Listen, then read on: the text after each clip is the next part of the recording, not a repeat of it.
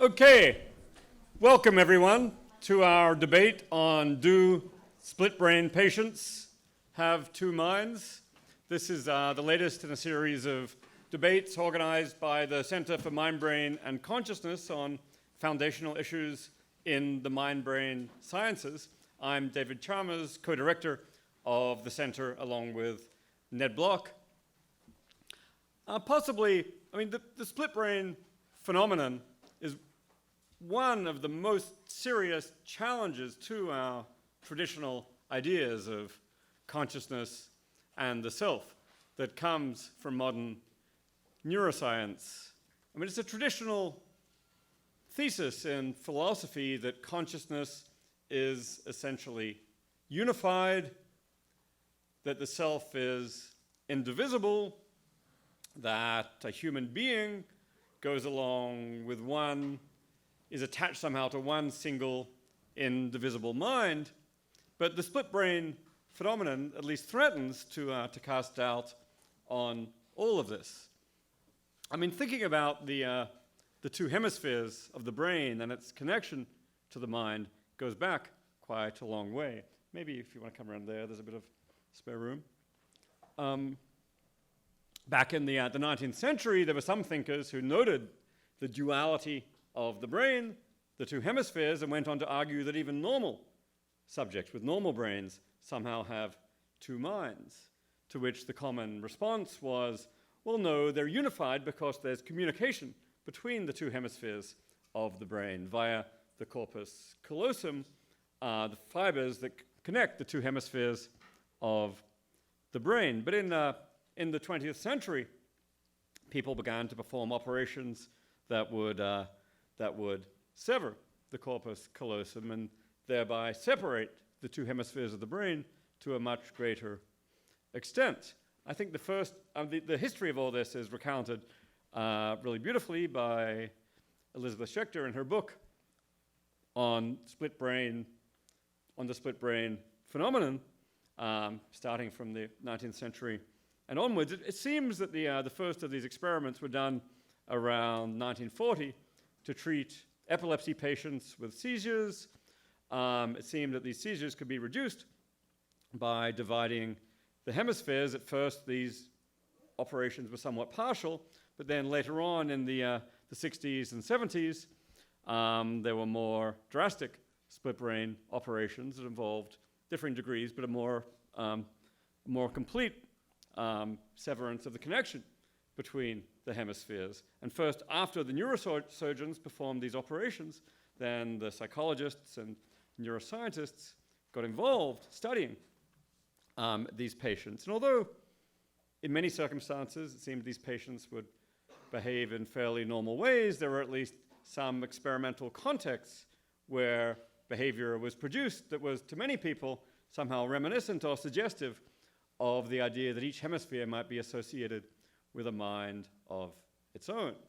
There's the phenomenon by which it was very hard to get if you asked them, for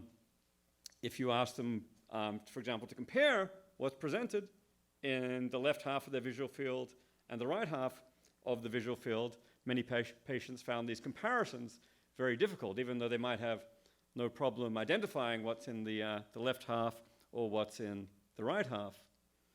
More drastically, it would seem that at least in some situations, you could ask someone, a patient could report what's present in, say, the right half of their visual field, but they couldn't report what's in the left half of their visual field because the right half of the visual field goes to the left hemisphere, which controls speech. The left half of the visual field goes to the right hemisphere, which on the standard view doesn't control speech, so they couldn't report it. Nonetheless, if you ask them to reach out with their left hand and maybe draw what they're seeing, they could draw it. So to many people, this was somehow suggestive that there was two separate spheres of consciousness, one associated with the left brain and one with the right brain. And then that led to a very lengthy set of arguments among neuroscientists, psychologists, and philosophers. Roger Sperry got the Nobel Prize in part for his work on these patients. Philosophers like Tom Nagel wrote classic analyses of these phenomena back in the 1970s, and there was an argument from way back then for people saying there are two minds associated with the two hemispheres, some saying there's just one mind associated with both. The view is out there that maybe there was a consciousness associated with the left hemisphere, because that controls speech. And there are indeed other views where maybe there's no binary fact of the matter about how many minds there are. Recently, so that was the debate back in the 1970s. Recently, this debate has been revisited for a couple of reasons. Within philosophy, Elizabeth Schechter has just written a very important book on the split brain phenomena called Self-Consciousness and Split Brains, the Mind's Eye, in which she gives a really thorough recounting and analysis of the phenomena and argues, based on the evidence about these patients, that in fact they're best regarded as having two minds. Lizzie has a view where there's somehow a single subject, but that has two minds, hence the subtitle of her book, The Mind's Eye, where the apostrophe comes after the S. The two minds have a single eye, and that's provided a real boost for the two minds view. At the same time, Pinto, whose training is in psychology, is working in a brain and cognition lab in Amsterdam, has provided some new empirical studies of some of these patients. He's come across some patients who had their this operation performed a number of decades ago, and has been doing experiments on them, which he has interpreted to suggest that the evidence for the two minds view is not as strong as some people have thought, and is perhaps more consistent with the single mind view. So there we have an advocate of the two minds view and an advocate of the single mind view. However, this debate is not your ordinary old-fashioned two-way debate. That seems kind of inappropriate for this debate, where we're arguing about whether binary analyses of these phenomena are the right kind, are the right approach at all. We thought it's appropriate to have an intermediate view. So our own local hero, Joe LeDoux, who did very important work on this back in the 1970s, has a classic paper on the split brain phenomena from 1977, is going to give us his perspective, which involves a view which is in certain respects intermediate between the single mind view and the two mind view, where it may, for example, depend on context. So that's the setup for our debate today. We'll have Professor Elizabeth Schechter from Washington University. Will speak for 15 minutes in defense of the two minds view. We'll have Dr. Pinto from University of Amsterdam will speak for 15 minutes in defense of the one mind view. We'll have Professor Joseph LeDoux from NYU will speak in defense of his intermediate view for 15 minutes. Then each of our speakers will then have a chance to respond to the previous speakers, 5 minutes each. Then we'll all come up for discussion. So 15, 15, 15, 5, 5, 5, followed by hopefully a healthy chance for Q&A to get the audience involved. Okay, so enough said. Will you please join me in welcoming our first speaker, Lizzie Schechter from Washington University.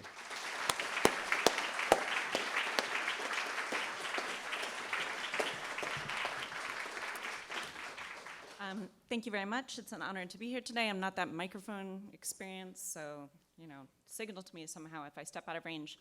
I'm very fortunate that Dave gave such a great introduction to the split brain phenomenon. I can move especially quickly through my own introductory remarks. Split brain surgery is a colloquial term for surgery cutting through the corpus callosum, and sometimes additional white matter tracts connecting the two cerebral hemispheres. While these surgeries were performed on human beings for strictly medical reasons, unsurprisingly, they have some psychobehavioral consequences, and the collection of these consequences became known as the split brain phenomenon. In brief, after they're surgically separated from each other in this way at the cortical level, the two hemispheres of the brain begin to operate independently of each other, not wholly, but to an unusual degree, in the realm of perception, cognition, and the control of action. And this emerges most clearly under the conditions of the split brain experiment. So split brain experiments have two paradigmatic design features that are used either singly or together.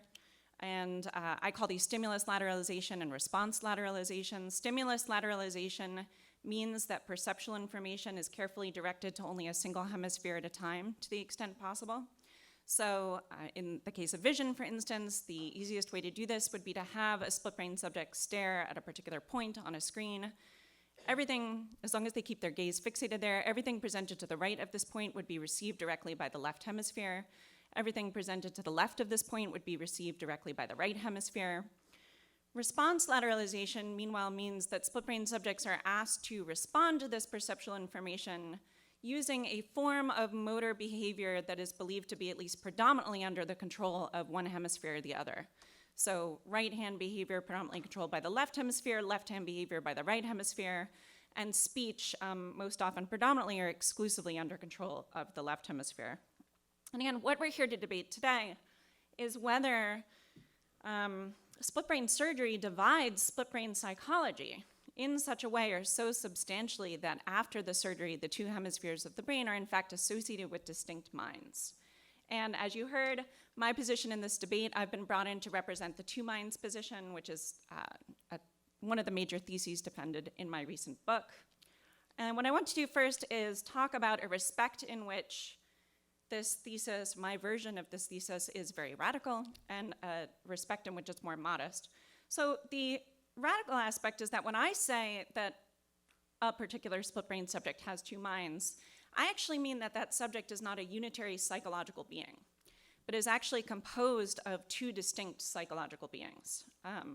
So that of such a subject, we can say that it is not the subject as a whole, S, that thinks and feels and decides and sees and points and speaks and so on, but rather that there are two psychological beings within the split brain subject who do each of these things. And I use the letters R and L to refer to these two psychological beings. I'll refer to them as distinct hemisphere systems, although it might be relevant to know that I don't take them to be mere hemispheres. So my own view is that a mere hemisphere doesn't think or speak or point. Rather, there are hemisphere-associated systems. I believe that each of these systems is almost the entire animal. It's just that neither of them includes both hemispheres at once. The modest aspect of the claim, and I don't know if this will come up today, but in the book I suggest that the claim is true of some split brain subjects, but not actually true of all split brain subjects. And what makes this possible is that, from my perspective, what grounds the two thinkers claim, again, the claim that there are two distinct psychological beings composing a split brain subject, what grounds this claim are facts about interhemispheric psychological, i.e. mental state interaction. And interhemispheric interaction differs across split brain subjects, and to some extent, it differs even within subjects across time. Okay, so the first point I want to address is just how is this even possible? How is it possible for there to be two distinct thinkers within one animal, one human being? Ordinarily, we just assume that if there's a thinking thing here, it's obviously the animal. The answer is that a psychological account of the identities of thinkers will be at least substantially a causal or a functional account. So it will be an account according to which thinkers are thinking systems, systems within which thinking goes on. I'm using thinking as an umbrella term here to refer to all manner of familiar psychological activities. So I'm using thinking to refer to not just thinking, but seeing and feeling and decision-making and intentional acting and so on. So taking thinking to be an umbrella term here, thinking itself will be causally or functionally defined. It's going to consist in a collection of specific kinds of causal activities. And split brain surgery changes the way these causal activities operate in the brain, such that, again, at least in these subjects of whom the claim is true, these activities continue to operate, these activities that are constitutive of thinking, continue to operate within each hemisphere system, but not as much across them. So obviously these introductory remarks are supposed to be brief, but just to give you a quick outline of the argument for this claim, the two thinkers claim, the first idea we need is that what makes mental states and activities of the particular psychological type that they are. So for instance, what makes something an instance of consciously perceiving as opposed to non-consciously perceiving something is very largely the ways that this activity can interact with other mental activities, but implicitly only other mental activities of the same mind. And this is something that the philosopher Sidney Shoemaker, it's an idea that he articulated and defended in his materialist account of personal identity some time ago. So just to give a toy example here, it's Shoemaker's example. You'll often read something like, well, in philosophical literature, you might read something that says, well, beliefs and desires are such that a belief that, to use his example, and it's very relevant today, the belief that it's raining interacts with a desire to stay dry to produce taking an umbrella. And when you read something like this, right, this is supposed to be a characterization of the essential causal nature of beliefs and desires. It often is expressed in the way I just put it, such that a belief that it's raining interacts with a desire to stay dry to produce taking an umbrella. But of course, implicitly, we mean a belief that it's raining interacts with a co-mental desire, a desire of the same mind to produce taking an umbrella. So for instance, if it's just, if I'm the one who believes that it's raining, but I don't care whether I get wet, you're the one who really wants to stay dry, but you have no idea that it's raining, then presumably neither one of us will take an umbrella. So again, it's always with other mental states and activities of the same mind that particular mental states and activities have their sort of, their characteristic or essential causal profile. Now the empirical aspect of the two thinkers' claim for split brain subjects is the claim that after split brain surgery, mental states and activities continue to interact in these type-defining ways, but only with, or at least predominantly with, other mental states and activities of the same hemisphere system. So what this means is that they retain their psychological identities only relative to, again, one hemisphere system or the other. Normally, for instance, if we go back to the umbrella case, you would say, okay, so if this animal believes that it's raining and this animal wants to stay dry, then this animal will take an umbrella. But in the split brain case, what emerges under experimental conditions is that we see that actually what we need to say is that the belief of this hemisphere system that it was raining interacts with a desire of this hemisphere system in order to produce taking an umbrella. So what this means is that it places these hemisphere systems, R and L, rather than the animal as a whole, in this thinking role that is usually occupied or played by whole animals. Okay, so let me give an example here of an experiment I really like. So imagine that in this experiment you have a split brain subject who is looking at a screen, and I don't know how well this shows up here, but we can treat this as the stimulus. So there's a little minus sign between the words scraper and sky up here, so we can treat this minus sign as the central fixation point. And given that one word is presented on either side of this central fixation point, these stimuli are thus lateralized to distinct hemispheres. So we have the word sky in the right visual hemifield that should be received by the left hemisphere. We have the word scraper in the left visual hemifield that should be received by the right hemisphere. And the question is, and then the split brain subject is given a pencil and a sheet of paper, and is just asked to draw what they saw, or the referent of what they just saw. And the question is what they're going to draw. So what the experimenters found is that quite often, a split brain subject would in fact draw the reference of each of these words. I don't know if you can see this, but this is an ice scraper under a partly cloudy sky. But would not draw the single referent of the compound word that sky and scraper can be combined to form. Thank you. So it's as if in this case someone saw the word sky and drew a sky. Someone saw the word scraper and drew a scraper, and no one saw skyscraper. In contrast, when you have similarly two words that aren't closely semantically related, but that can be combined to form a single compound word, and these are both presented in the same visual hemifield, at least in this case in the right visual hemifield, what you see is that the split brain subject, here the words are moon and honey, but the subject doesn't draw a pot of sweetener underneath a celestial object, but instead draws a loving couple, right? The single referent of the compound word. So in this case, it's not only as if someone saw the word moon and someone saw the word honey, but someone saw the words honeymoon and put them together. And in fact, that's what I argued. That's the position. What's interesting about this experiment is that, in fact, the subject was drawing with a single hand on all these trials. So the subject is just given the pencil to hold in a single hand and is asked to draw what they saw. And in cases in which the two words were semantically related, you've sometimes got a drawing that looks as though it's the product of a single mind or a single agency, right? So with bow and arrow, presumably this is no different from what a non-split subject would draw in this case, right? We have an arrow laying across a bow. But what we see from the skyscraper case is that the impression that this drawing is being produced by a single thinker that saw both words is actually misleading. Instead, what you have is the two hemisphere systems taking turns controlling the drawing hand. So I think this is an important result because what you often hear about the split brain phenomenon is that the reason the experimental results evoke the intuition, right or wrong, that a split brain subject has two minds is that the subjects behave in a strikingly disunified fashion under these experimental conditions. But there's nothing necessarily strikingly disunified about even the skyscraper case, much less the bow and arrow case.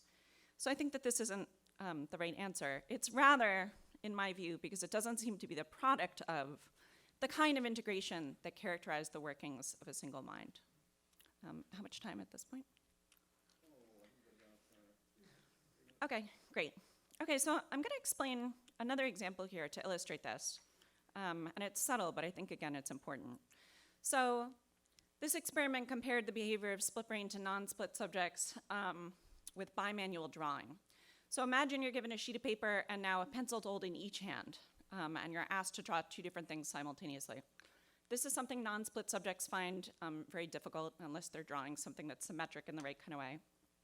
And imagine that what you're supposed to draw with each hand is a semicircle or an arc. And one of the arcs that's open-end is going to point up. One of the arcs that's open-end is going to point down. You have to produce these drawings one above the other. And what varies between trials is whether the arc whose open-end is pointing up is above or below the other one. So in other words, what you're asked to produce is either something that looks like the drawing on the left on some trials or something that looks like the drawing on the right on other trials. I don't know if you have a sense of, you can close your eyes and try to do it right now, of which of these would be harder for you to produce. But if you look at non-split subjects, they find it significantly easier to produce the drawing on the left. Why is this? I'll note again that, of course, non-split subjects find it difficult to draw with both hands simultaneously, but the one on the left is much easier. Presumably, the reason why, because nothing else differs between the tasks, is that in the case on the left, the subjects can conceptualize the hands as working together to create a single task, to draw a circle, because this is a familiar kind of object. Whereas in the case on the right, they can't. And in fact, that's what some of the subjects said, that they were able to think of themselves as drawing a circle, just using both hands in the former case, and somehow conceptualizing, being able to conceptualize these two unimanual tasks as in fact aspects of a single bimanual task. Mitigated whatever perceptual and motor constraints there are that make bimanual drawing difficult for non-split subjects. For split-brain subjects, on the other hand, the tasks are of equal ease. Non-split subjects are actually better at bimanual drawing.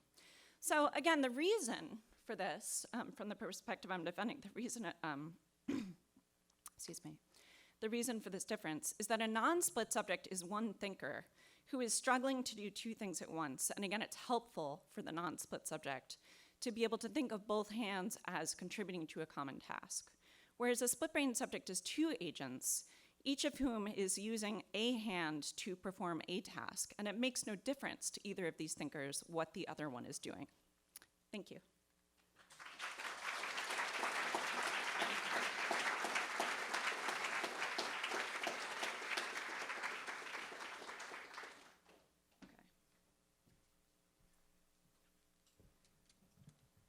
Okay, thanks very much, Lizzie. Our second speaker defending the one-mind view will be Pinto from the University of Amsterdam.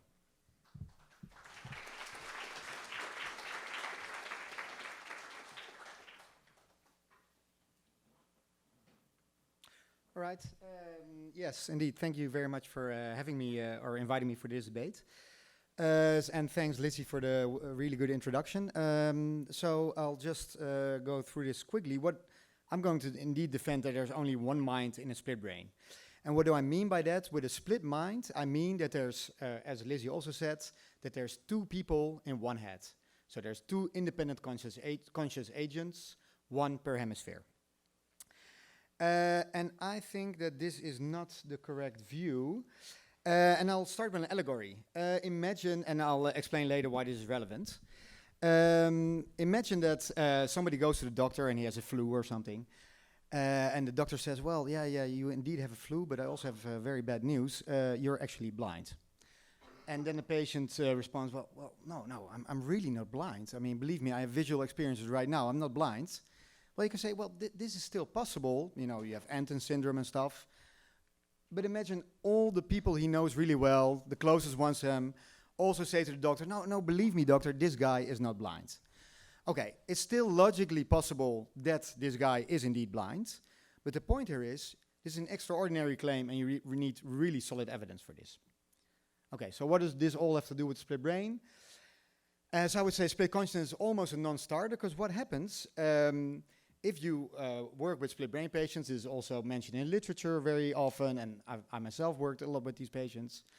If you ask them, how do you feel? They say, the same as before the operation. I'm just one person. So it's basically the scientist telling them, no, but you're actually two people. So the split brainer says, no, wait, that cannot be right. I'm actually just one person. I'm not two people. And even more surprising maybe, or even more challenging for the two persons view, the closest people to the split brainer also say, no, he's really just one person. He's really just the same as he was before the operation. And before I go on in some more depth into this, think about what this means. Think about that we would do a split brain operation on you. So right now you see your entire visual fields, you sense your entire body, and you control your entire body. Now we cut your corpus callosum, and now you're just your left hemisphere. So what does it mean if you're just your left hemisphere? It means you only see things to the right in your right visual field. You only sense the right side of your body, and you only control the right side of your body, and there's somebody else controlling the other side of your body. So in a way, it's weird. How could you not notice this? You went from completely sighted to half blind and half paralyzed. And even more surprising maybe, the people that are closest to you don't notice this either. You still come across, although you now share your body with somebody else, somehow you manage to work together so closely, even though you're not aware of each other's presence, that the people close to you do not notice there are actually two people now in your head. Okay, so this is logically possible, but it needs strong proof. Okay, so what is not compelling evidence? So if you look at the actual split brain literature, most of the papers are actually on hemispheric specialization. So what does hemispheric specialization mean? You present something in a left visual field, which projects to the right hemisphere, and they're better in certain stuff, and when you present something to the right visual field, they're better in other stuff. Which suggests that each hemisphere has its own strengths. So for instance, when you present words to the split brain patients, he's better at recognizing words when they're presented to the right visual field, and he's better in recognizing images when they're presented to the left visual field. However, I don't think this is strong proof that there's two people in there, because you also find hemispheric specialization in normal people with a unified mind. So if we do the same experiment, and these experiments have been done often, if you flash a word for 150 milliseconds, people are better at recognizing this word when it appears in the right visual field, and they're better at recognizing images when they're presented to the left visual field. So this cannot be proof for a split mind, because it also happens in normal people with a unified mind. Another important data point is that, or another important argument is put forward, well, they have split attention. Each hemisphere scans half the visual field independently of the other. But there are cases where we also have split attention. So that cannot be a valid argument either. Okay, so we've been doing a lot of talking here, so now a short intermezzo where I want you to participate. We'll get this to work. So this is a multiple object tracking task. At the beginning you'll see 4 dots flashing. Track them with your attention. Yeah, well, that's basically it. If it works, I hope. Yeah, here we go.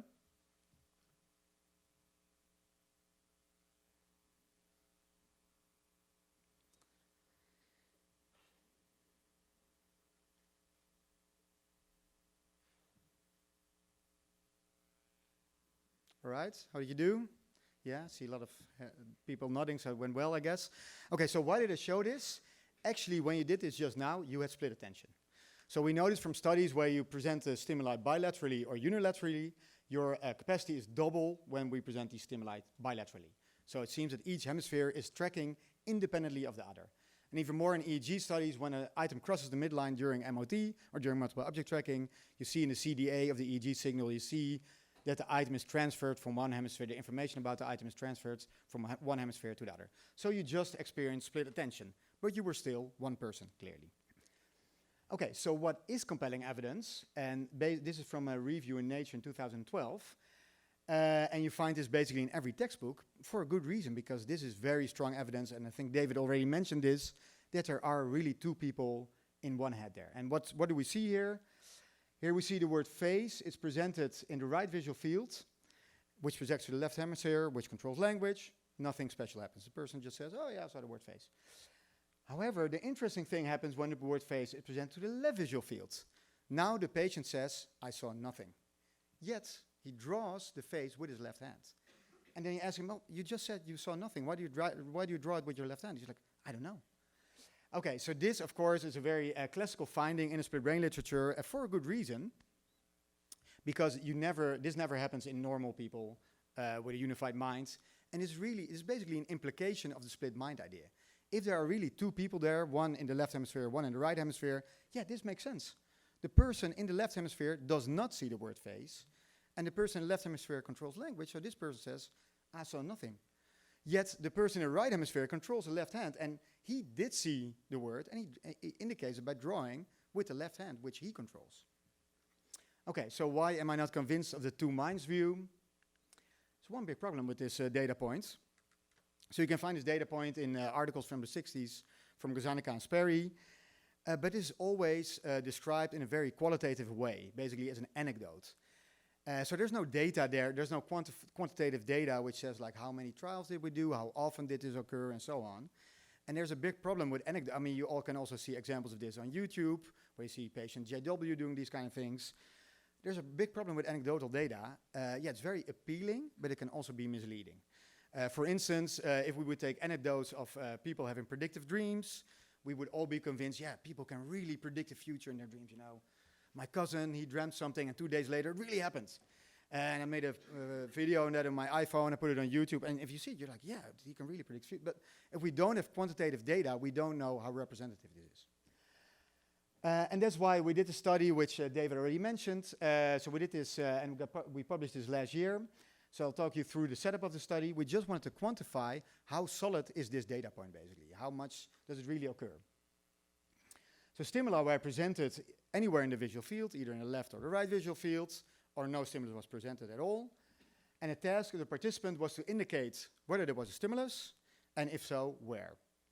Now, the crucial thing, of course, stimulus conditions were intermixed, so the patient did not know beforehand whether there was a stimulus, and if so, if there was a stimulus, where it would appear. The important thing was that response type was blocked. So the patient responded either with the left hand, the right hand, or verbally. And now the thing is, you would expect that if basically the anecdotal evidence is true, that when a stimulus appears in the left visual field, the patient should be fine, indicating the presence and the location when he responds with the left hand, but not when he responds with the right hand or verbally. However, that's not at all what we found. So I didn't put false alarms here, but basically these were non-existent, between 0 and 5%. So when there was nothing there, the patients always said, I saw nothing. Yet, but let's just highlight one thing, like the verbal reports. Here you see, for both patients, when an item appeared in the left visual field, so this is the important thing here, in the left visual field, he never, 0% of trials, he never said, I saw nothing, never. He always indicated that he saw the stimulus, and he was pretty accurate in indicating where it had appeared, actually. Okay, details about the study you can find in the paper we published last year in Brain. And there, well, we did all kinds of controls with all kinds of different objects, equilibrium stimuli, confidence measures to show that he has accurate metacognition. It's not blindside, basically. And the interesting thing is, and I don't know if this was mentioned, I think Lizzie kind of referred to it. When you look into the literature, there are some papers that don't explicitly look for this, but they have some quantitative data on the effective response type. And basically, okay, I'll go faster. And basically what they find, they find the same thing. When you look at this in a quantitative way, you basically never find a role for response type. So basically the anecdotal evidence just does not hold up. What? Oh yeah, sorry. Yeah, these patients were 2 split brain patients with a complete split. Both their corpus callosum was completely cut, and in one the anterior commissure was cut as well. Okay, so for an overview of these literature where they find the same things that we find, you can find this in the Transcognitive Science paper, Cognitive Psychology, Cognitive Science that I published last year as well. Okay, so what is the conclusion? And now, okay, so basically everything lines up. The person himself says, I'm not 2 people. The people close to him also say he's not 2 people. And if you do rigorous quantitative studies, you also find evidence, well, he can respond to stimuli throughout the entire visual field with all his response types, so really it's not 2 people. So I think all the evidence basically points in the same direction. Okay, so what does it mean in model sense? This is the old model. Oh, okay, well, whatever. This is the old model, so there's one hemisphere, there's one person, the other hemisphere is another person, and they both see half the visual field and control half the body. And I'm saying, no, this is not the case. There's one person experiencing the entire visual field and controlling the entire body, but there is a caveat here. That's why this is split. Perception is indeed split.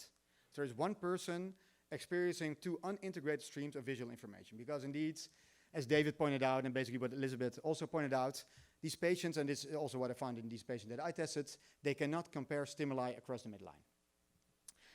So then you may wonder, well, but it's still very strange. Why do they feel normal if there's 2 unintegrated streams of visual information? Well, you basically just experienced that.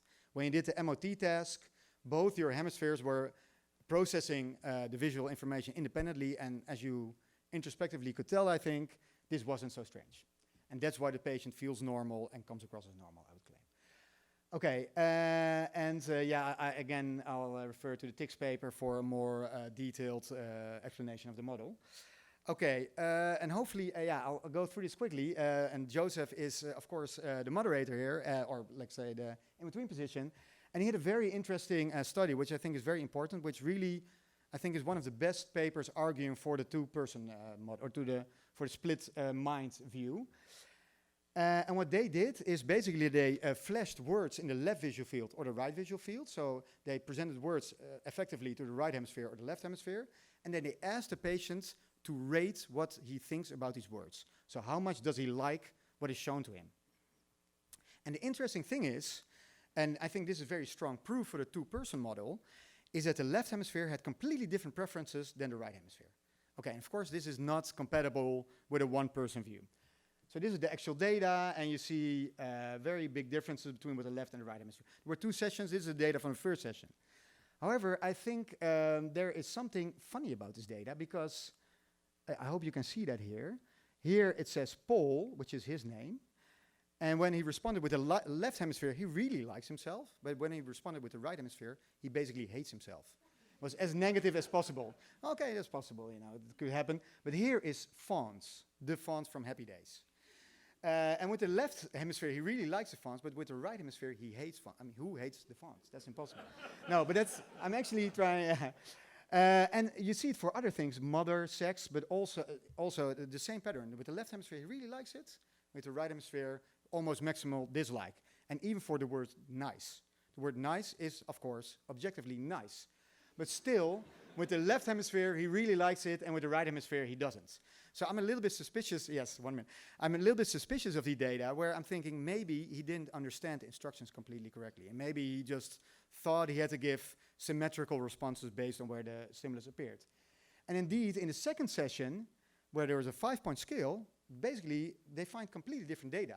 Now, he really likes himself. It doesn't matter where the word appeared, and he also really likes the fonts.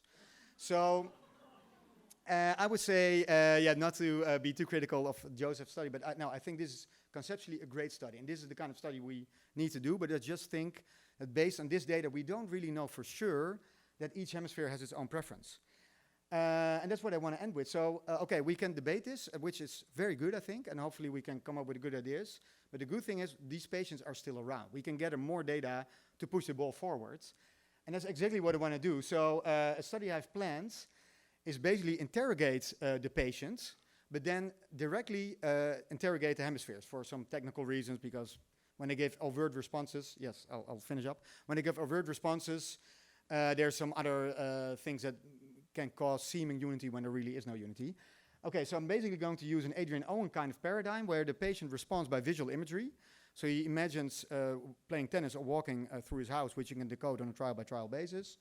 So basically you can ask, for instance, okay, what do you prefer, pizza or pasta? If you prefer pizza, imagine playing tennis. If you prefer pasta, imagine walking through your house. And the good thing is, we present these questions auditorily, which go to both hemispheres at the same time. Both hemispheres understand simple language. And now we can decode immediately, and we do a wide variety of questions, also like pick a random number, and so on. And now we can decode, do both hemispheres, each hemisphere, does it have its own preferences? Does it give its own independent answer? Or do the hemispheres together basically all the time give one answer? And I would argue if we find the latter, then they would support the one-person model, and otherwise, of course, clearly it would support the two-person model. But okay, this is a future study. I haven't done this yet, so we don't know what comes out of it. But I would say for the moment, just to reiterate, everything points to one-person perspective. The person himself, the people around him, and the rigorous quantitative studies. All right, thank you for your attention.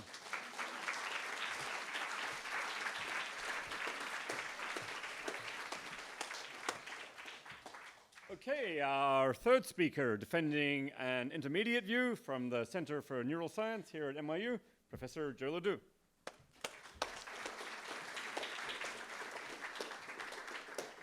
All right, let me have a second to pull up my slides here. Get rid of these.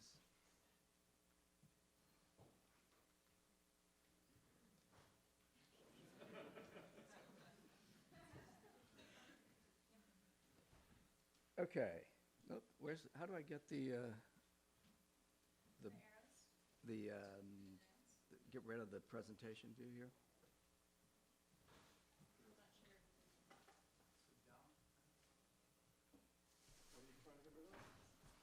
I don't, where's the play?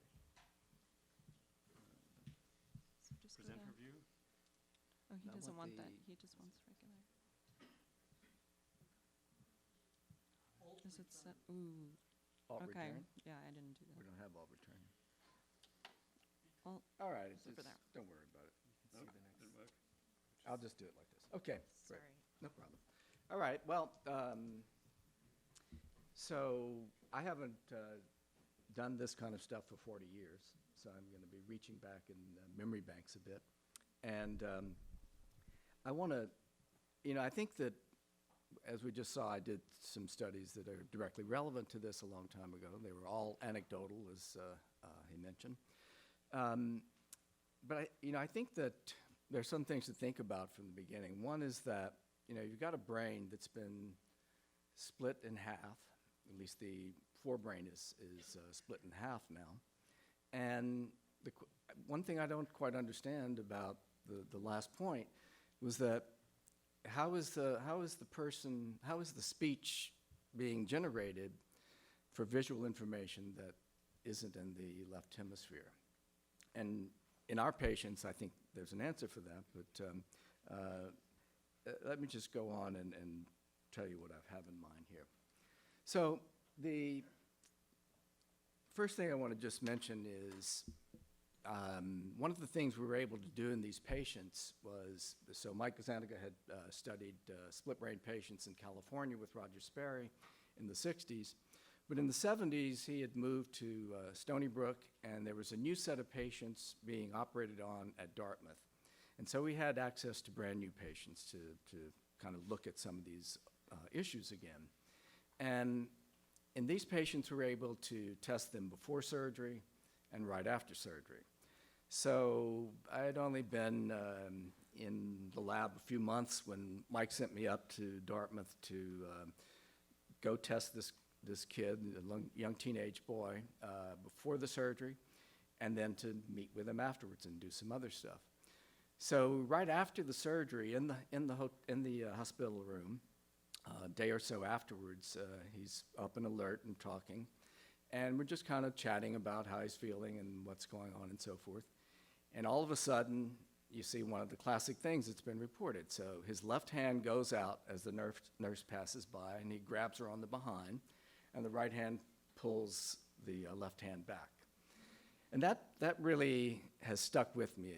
It's been a long time, but I just still have a very profound visual image of that. It's very anecdotal, I admit, but it was a very kind of dramatic thing. And there is this thing called the acute disconnection syndrome, where you get the most dramatic effects, especially in the first weeks and months and years right after the surgery. So that brings me to some of these questions about generalizing, and I think that there's no such thing as a typical split brain patient.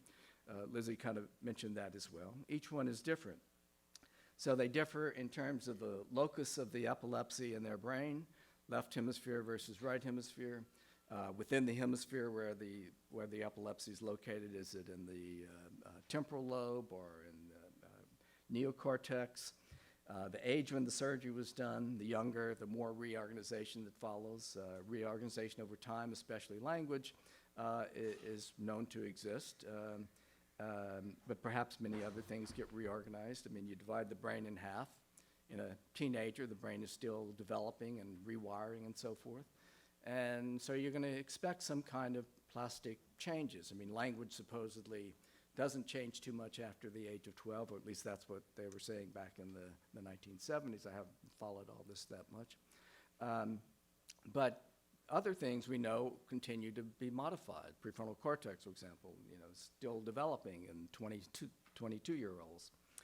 So third thing is the interval between the surgery and the behavioral test is important. So with this acute disconnection syndrome issue, you see most dramatic effects early on, and then less dramatic effects as time goes on. I think your patients are several decades into the process here.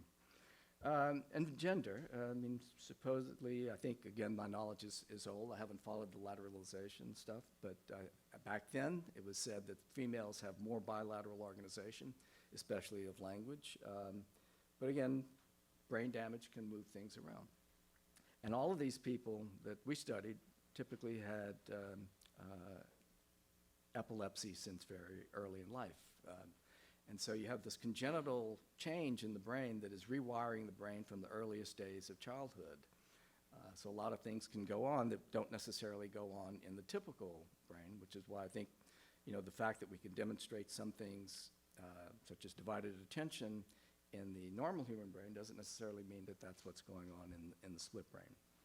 So there are also conceptual issues. What do we mean by minds or consciousness? This will affect the answer to whether consciousness can be split. So perceptual control, we seem to agree that perceptual control is perhaps split. But whether self-awareness is different is another issue. And then a methodological issue. How much is the absence of language in the right hemisphere of many of these patients a factor that prevents you from assessing consciousness and self-awareness, as opposed to whether it's the demonstrating that there is an absence of consciousness. So in my thesis called The Split Brain and the Integrated Mind, I studied this one patient. He had long-standing epilepsy, surgery as a teenager. He was tested extensively within the first 2 years following the surgery. He had the typical sensory motor separation. The capacity to speak was confined to the left hemisphere. But the right hemisphere could comprehend both written and spoken language. So this was an unusual case. And this seemed to be a case that we could test the question of whether language does something for the right hemisphere in terms of conscious awareness. So here's the typical thing. The brain is split. Corpus callosum is sectioned. In these patients, the corpus callosum and anterior commissure was usually gone. So the left hemisphere talks to you, seems clearly conscious. The mute right hemisphere is less clearly conscious. And then we have the assessment problem. Is it due to language or not, that you can't find some critical evidence of consciousness in the right hemisphere? So we designed this study where one of the things we did was we would present words, part of the question to the left visual field. We'd speak part of the question, say who, and then we would put are you in the left visual field going to the right hemisphere, because he could read over there. And so the left hand comes out and spells Paul. So the right hemisphere knows his name, and it's the same name as the left hemisphere. So that kind of goes with the unified consciousness idea. When you say, what did you see? You're talking to the left hemisphere. He says nothing, but the left hand goes out and spells his name when you force him to pursue the thing. So in some sense, the right hemisphere and left hemisphere both have some kind of sense of self, since they can, name the entity that they are, the name that they go by as a person. But they also had, in this case, seem to have different life expectations, plans, and hopes for the future. So the left hemisphere wanted to be a race car driver, the right hemisphere wanted to be a draftsman. So, is this really hard data? No, it's an observation, anecdote that we got in this one patient. But it's a piece of information that we obtained that's kind of interesting, that you think about, answering the question, what do you want to be? And two hemispheres have different ideas about that. Now, so again, the question is language necessary for this, or is it just helpful in assessing it? So here's another example. Left hemisphere, Mike has shown this quite a bit. It's been in all the textbooks too. Left visual field sees a snow scene. Right visual field, a chicken claw. You tell him to, point to what you saw. Left hand points to the chicken. Right hand points to the chicken, left hand to the shovel, and you say, why'd you do that? So he says, well, I saw a chicken claw, so I picked a chicken and need a shovel to clean out the chicken shit. He was a country boy, so this was part of his understanding of the world. So the idea that we walked away with from this is that the brains in this particular split brain patient, the brain is separated. There's some kind of mental separation to the extent that one hemisphere doesn't always know what information is in the other hemisphere. But there's a strong, compelling sense we have to put it all together and to make sense of it. And the way he did that was by, generating a narrative that explains why his behavior was produced, or why he produced that behavior that he didn't produce, in a sense. This is, and again, we're talking to the left hemisphere when we get these narratives out. So we thought, well, maybe this is kind of like what happens in all of us all the time, that our brain is full of different kinds of systems that cause us to respond in a certain way that isn't necessarily part of our conscious control process. But what we do to make sense of it is we monitor our behavior using what we would call working memory today. That wasn't such a popular idea back then. But we monitor our behavior, and then we use that information to generate a kind of explanation or a kind of continuity to our life over time, to make sense of it and to explain who we are as an individual. And in the split brain patient, in this patient, that was important because of the lack of sharing of information. But in all of us, we have other systems that generate stuff like this all the time. This was the emotion rating test that was mentioned. I'd actually even forgot about, so long ago, I forgot about the first set of data you presented.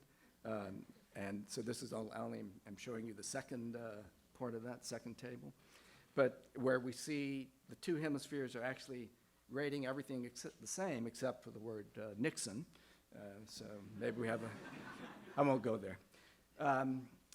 But what's going on here, though, is that the left hemisphere is verbally rating these things, these words, on the basis of either having seen the word itself or on the basis of a word seen by the right hemisphere. He can't tell you what the word was, but he can give a rating that matches exactly what the left hemisphere got. So you could say, well, that's evidence for unified consciousness as well. And the question is, how is this being done? And that's, again, the question I have about how the information that's perceptually isolated in the right hemisphere can be talked about. Well, in this case, in these patients, there's an explanation in this patient. So here in the normal brain, the information goes over and he can say good or whatever. But when the brain is, when the brain is split, you can't. But in these patients with the anterior commissure, which connects the amygdala on the two sides of the brain here, we've hypothesized. We knew about this from reading the work of Pierre Glore and other people who had been studying epilepsy and found some evidence for the amygdala being involved in fear and other emotions at the time. And there were other kinds of animal studies suggesting rats with amygdala lesions didn't learn avoidance responses very well. So all of this kind of pointed to the amygdala, some kind of vague emotion processing center. So the idea was that we came up with is that the visual information, perceptual information in the right hemisphere activates the amygdala in the right hemisphere. The right amygdala sends information to the left amygdala, and then the left hemisphere speech center reads that information out and rates the word. But it doesn't have access, the anterior commissure doesn't send the word itself over, only the rating, only the valence of the word. So that's what set me off getting interested in the amygdala and what I've been doing for the last 40 years. So, and we just close off going back to these issues that I think are important to keep in mind, that each patient is different, where their epilepsy is in the hemisphere and between the hemispheres differs. The age when the surgery is done is very important. The interval between the surgery and the test is important, and maybe even the gender of the patient, but we were mainly studying male patients at the time. So I'll end there. Thank you.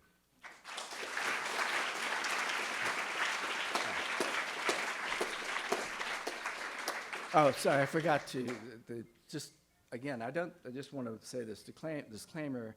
For me, these observations of a single patient were just a source of inspiration about what to do, and Kazanik and I wrote a book called The Integrated Mind, and we had two ideas in mind there. One is that the first set of split brain patients were all about what happens when you take the brain apart. But these studies we were doing was trying to understand the implications of that for the normal brain, so we called the book The Integrated Mind. And the other reason we called it The Integrated Mind is because of this compelling sense that the patient seemed to have to put it all together despite the fact that he didn't have all the information to put it together. And one mind or two? This patient, one. The others, it depends. That's why I say it's complicated. Okay.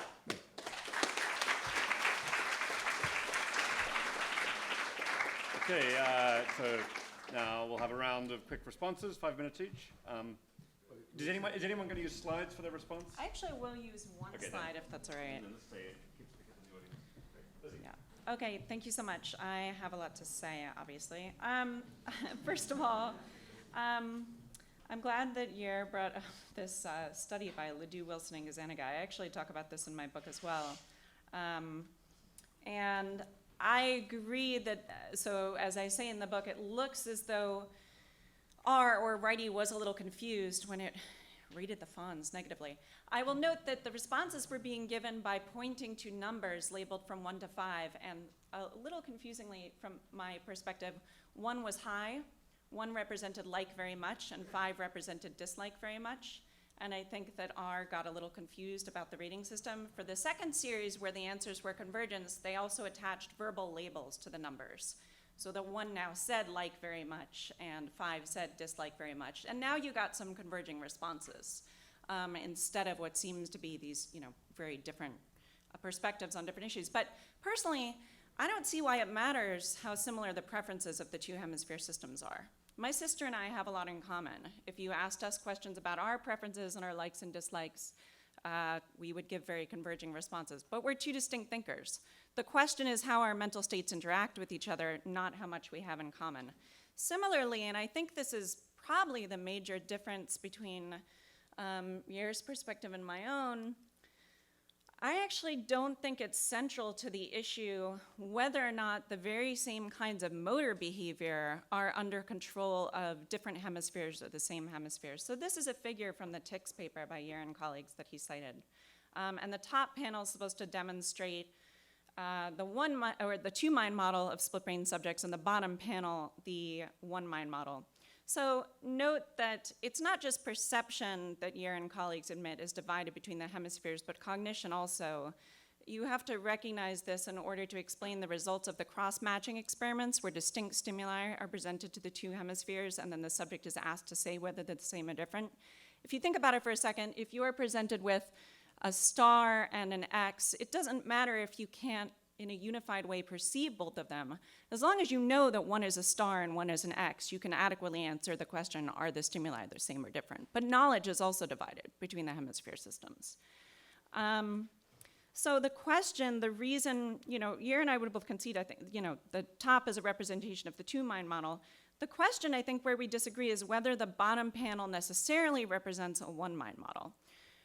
From my perspective, if it turns out that right hemisphere and left hemisphere mental states all kind of, ultimately the products of these all converge on a common set of effectors, a common set of motor responses, that would not be sufficient, in my view, for there to be one agent or thinker in the split brain case. So the relevant question is going to be, what kind of integration of mental states is occurring at this stage? Okay, so I accept Pinto and colleagues' findings, and I think they're, surprising and important. I think that this is a little hard for me to respond to now because I suspect that the devil's in the methodological details in terms of what these, not that there's any problems with the experiment, but in terms of what they can actually show about where integration of right hemisphere and left hemisphere mental states are occurring.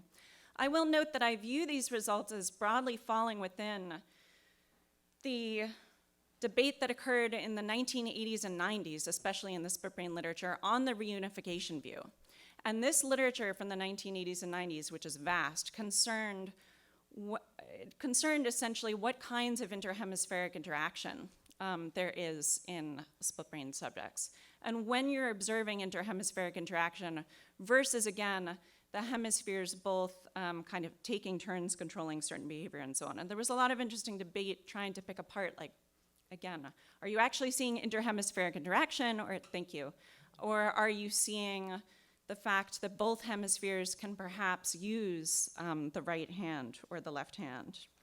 The most interesting issue I think here brings up is, at least I think this underlies the major objection to the two thinkers claim. So if there really are two thinkers there, why don't the subjects realize it? Why don't their friends and family members realize it? I will say that I think, people don't realize they have unilateral neglect either, but we don't think that that means unilateral neglect doesn't exist. It's unclear, in fact, that introspection can reveal to the subjects that they share their body with another mind. We don't introspect other minds. We know that other minds exist because we observe other animals and because we can speak to them. Well, by hypothesis, there's only one speaker in the split brain case, and there's one face, one pair of eyes. I do not think it would be, plus it's just a very radical conclusion. What would it take for you to accept that it's not just that you're sometimes not in control of your behavior, that you sometimes say things you didn't mean to say, but there's actually some other guy saying it inside you? And I think similarly with second parties, they can, from the literature we have on this, which is pretty limited, they can obviously tell that something's strange or different about the subjects after the surgery.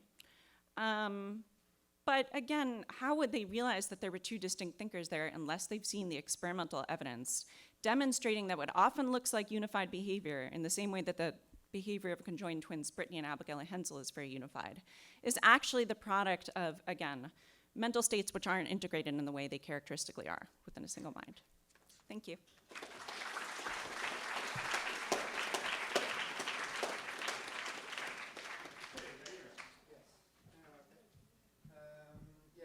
Take any notes. I forgot to bring my notebook, so maybe it's a little bit disjointed, my response. But let's go from what I remembered. First, to respond to Lizzie. Some very interesting points there, of course, and the idea with Sky and Scraper is not being integrated. I think this actually can be explained by something less radical than there being two people. And that's basically what I show here in this model as well. Just the visual information is not integrated. So there's two independent streams of visual information that don't get integrated. That's how you can explain these results. Then about cognition. It's very good that Lizzie points that out. This is kind of confusing because indeed if I say that everything is split except for the control agent, then that becomes kind of a vacuous term. So what I mean here is that higher level cognition should not be split. So it should not be the case that there's two streams of independent conscious thoughts, or indeed that there's the two hemispheres have their own preferences and their own ideas. And to elaborate a little bit more on that experiment, because both Lizzie and Joe went into that. Okay, so how could that work, and how can you distinguish? Well, one of the questions, of course, is going to be something like pick a random number.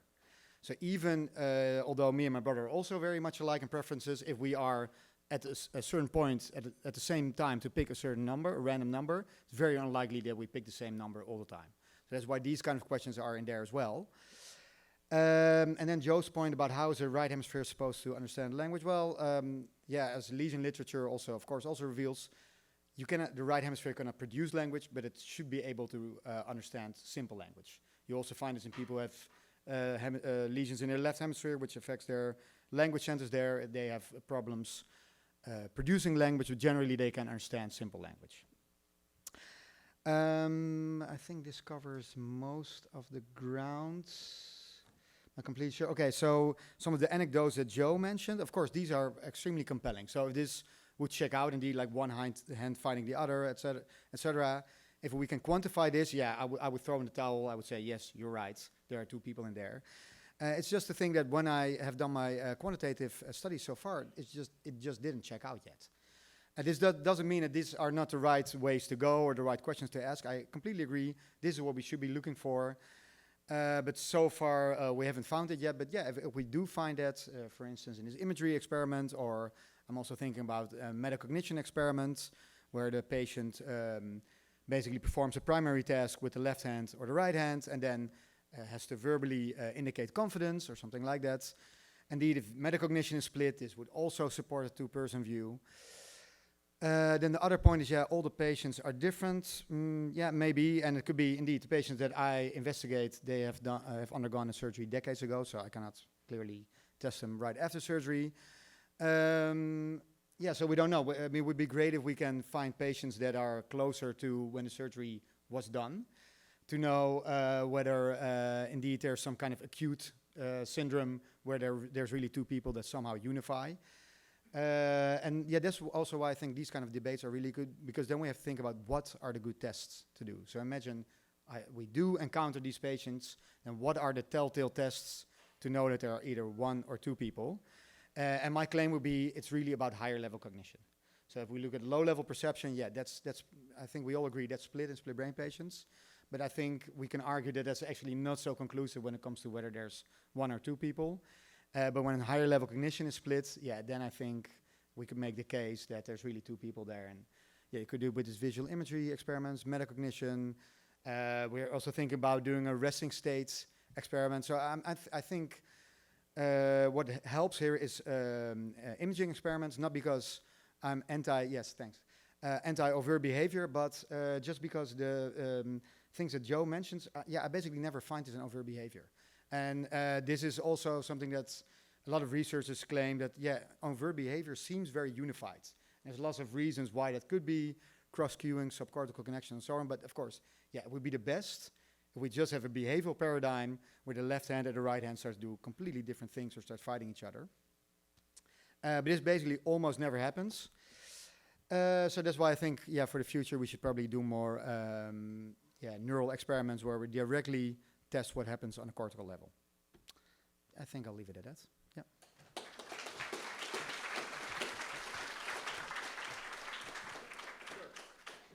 Okay, well, I don't have much to add beyond what I said earlier. I think one of the points that I find a little confusing in our discussion is that we've been using mind and consciousness and cognition rather loosely, and I think that without being very precise about what and self and so forth, what we mean by those terms, it's hard to know if, like, the absence of perceptual interactions versus high-level cognitive interactions versus even higher kind of stuff involving the self is really split or not split.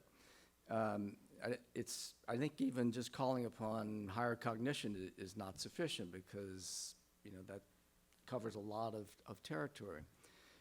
I do agree that if there are apparently patients still being done somewhere. Someone told me that recently. I don't remember exactly who and where it's being done. But this would be the opportunity to apply more rigorous methods on these new patients and maybe get at some of the things that we weren't able to get at and didn't even know we should be getting at 40 years ago, and we were just trying to get some anecdotes about all this. So I think I'll just stop there and maybe we can open it up.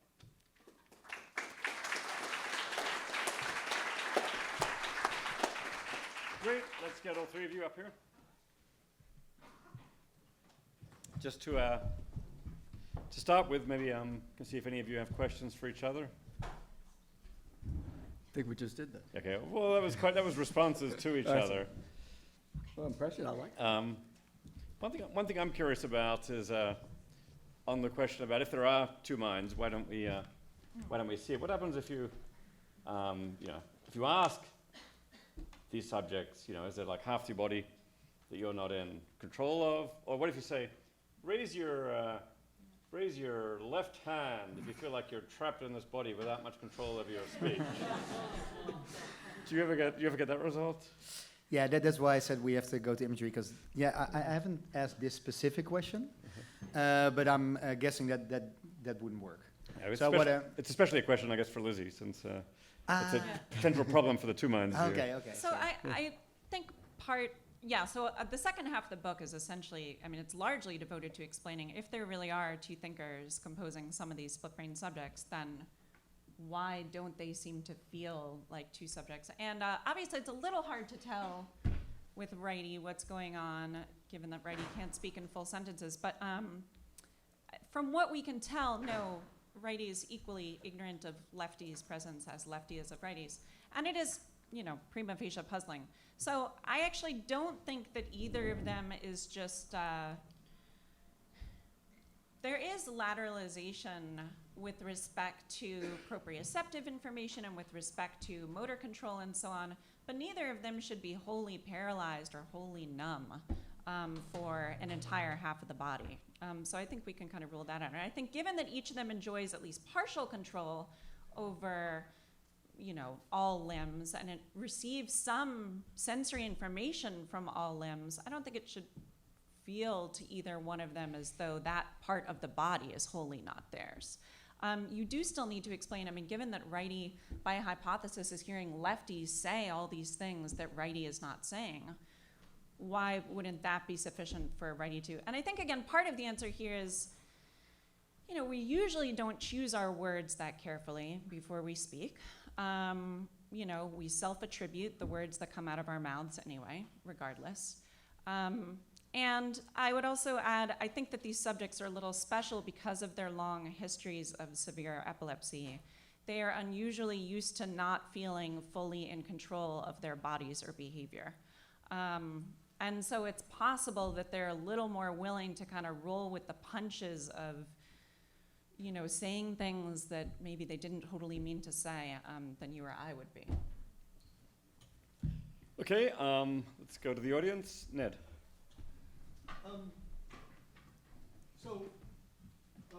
You mentioned that in that this what you called, I think, acute disconnection syndrome. Right. At the very early stages of these patients. So maybe the two minds case is especially strong in the time of that acute disconnection syndrome. Could anybody deny that in that period there are two minds? Well, I think it, if it exists, it would be especially strong in that So time. it's not general agreement about the acute disconnection syndrome and that initial All we acute have state? are anecdotal observations like the one I mentioned. Nobody's done rigorous testing in that period? You know, what I was talking about happened in the first couple of days. They're still in the hospital bed, you know, their head is wrapped, their skull had been opened. So they're not ready for, you know, going into a testing area.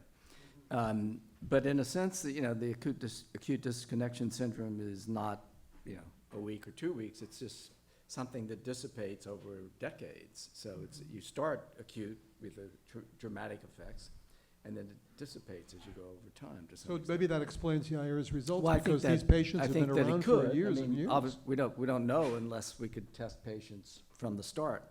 And I think we would have, if we had those patients now, we would have a much better perspective on how to do it. You know, second time around, you know a little better. Can I, Yeah. Oh, yes, sir. Can I? Yeah. you first. Yeah. So yeah, I think it would be great to test these patients from the start. You mentioned that there are some of these patients around, but yeah, so far I have a really hard time finding them actually. And yeah, the operation is still being done, but generally on people with an extremely low IQ, so like IQ of around 25. And And then you cannot really test them. So that's basically, I think, the challenge now is just to get patients. And they're more unlikely patients to all have the complete splits too, that's. Yeah. They Gonna be a do. First do partial splits and then they wait, and if that doesn't work, etc. I mean, I just want to say, I want to direct people's attention again to the really sizable empirical literature of the 80s and 90s that was in part largely inspired by this recognition that some of the early results were getting increasingly difficult to obtain with these split brain subjects, that they were now better able to respond to right visual field stimuli with their left hands than they had been able to previously. And this literature was designed to, the goal was to try to figure out why that was happening. For instance, one possibility is, oh, suddenly, you know, vision has become integrated across the two hemispheres. Maybe what's seen or what's shown in the right visual hemifield is now available to, you know, the right hemisphere as well, and not just the left hemisphere. Another possibility is that each hemisphere system is gaining an increasing ability to control movements of both hands. And this is what this literature was looking at.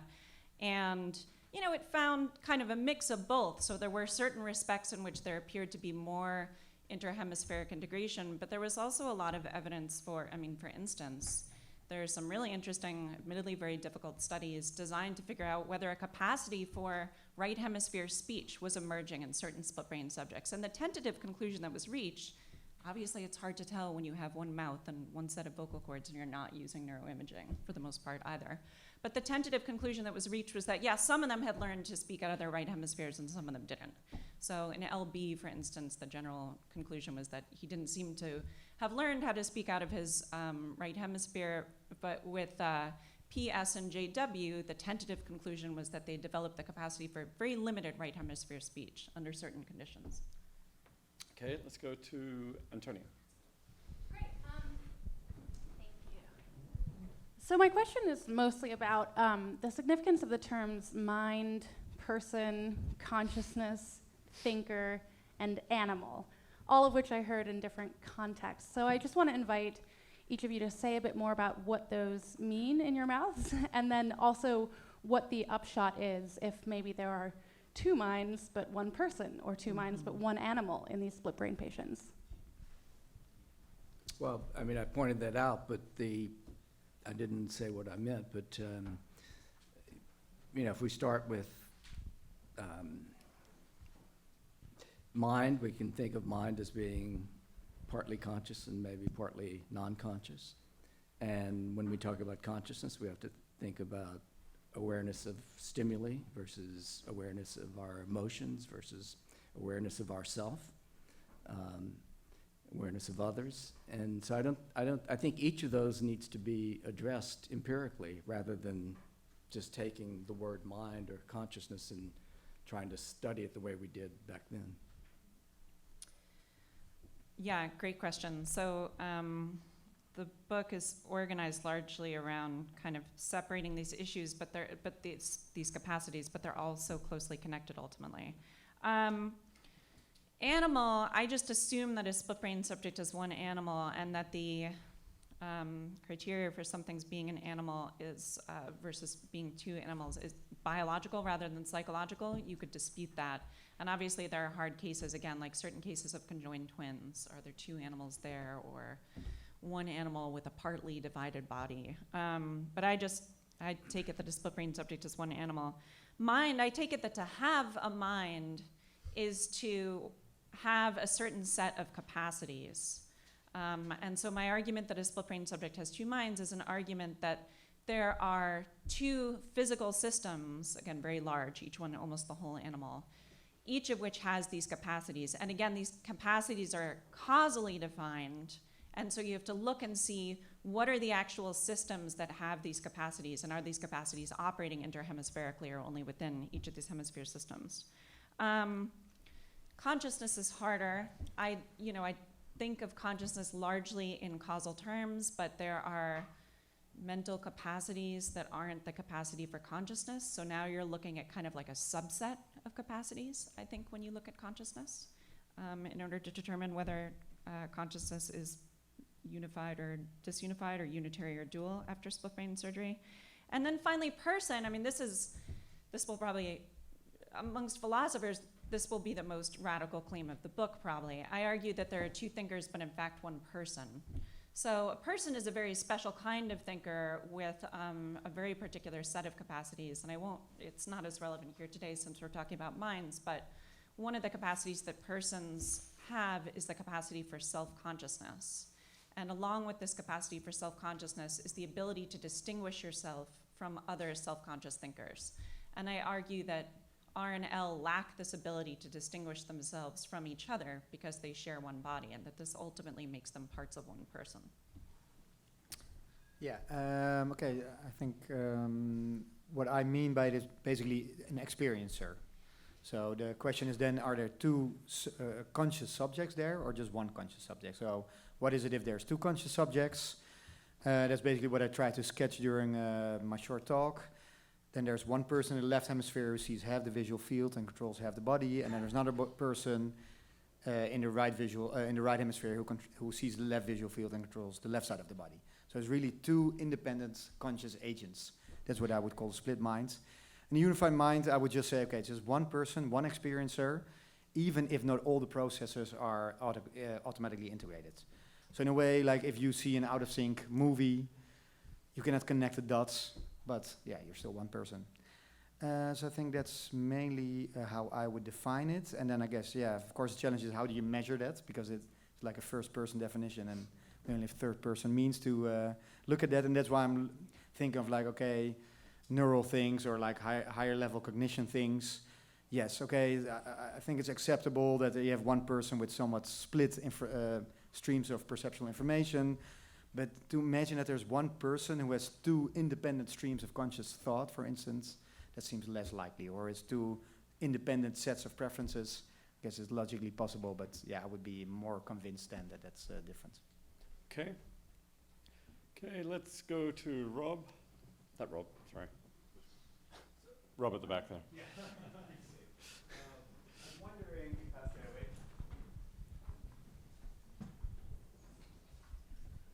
higher order thought has been mentioned a couple of times. Higher order cognition, I mean, metacognition was mentioned briefly.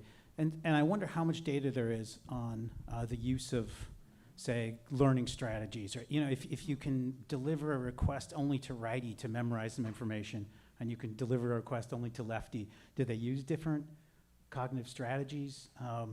Closely related to this is a question about executive function. Do you get, you know, different dispositions toward executive control, different styles of executive control when you ask righty to do something than lefty? And I ask this because these are the things, at least in the cognitive domain, we associate most closely with who you are as a mind, right? So take out affect and consciousness and that sort of stuff, you know. Your metacognitive and executive dispositions. Yeah, thank you. So, I mean, I know of some evidence that, there are two working memory systems. I don't know, it's a really interesting question, like whether they seem to have different learning styles. I would assume that you see somewhat different learning styles, and I think you would agree with this, because, Yer agrees that there are these hemispheric differences. Of course, you should maybe see some weak kind of effects in a non-split subject too, maybe demonstrating these sorts of differences. But I haven't really looked at that, I think, and that's mainly because, again, from my perspective, it wouldn't matter if the two hemisphere systems were totally identical with respect to their learning styles and, perceptual processing styles and so on. The issue is, again, one of interaction. But No, I think this is actually one of the first things they did, is looking at perceptual learning in animals, but it's completely replicates in people. There is independent learning per hemisphere, but indeed, as Lizzie says, you actually also find this in healthy adults. So if you do a statistical learning task, for instance, with the Erickson-Flanker task, you will learn certain, Paul Corbalis, who also did a lot of split brain research, actually published this, I think, like 10 years ago or something. You find that you learn certain interference patterns. I don't know the exact study now, but it's also independent per visual field. It doesn't transfer from one hemisphere to the other. So perceptual learning can also be, and I'll let you go there. Working memory, I also did some of these studies myself, and I think there are multiple studies on this. Working memory also seems to be entirely split in split brain patients. So it seems that each hemisphere has its own working memory capacity. And metacognition, there's not so much on that, but I wanna look into that more actually. yeah, I mean, so I do believe that perceptual learning goes on separately in the two hemisphere systems in a way that it doesn't in non-split subjects. But again, if the question's about different learning styles, I don't know that literature. Okay, we'll go to this row.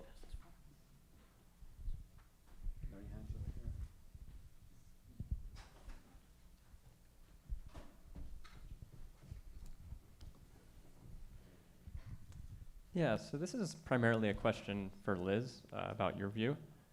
In the facts that ground the two minds claims, it looked to me like there were notions that admit of degree.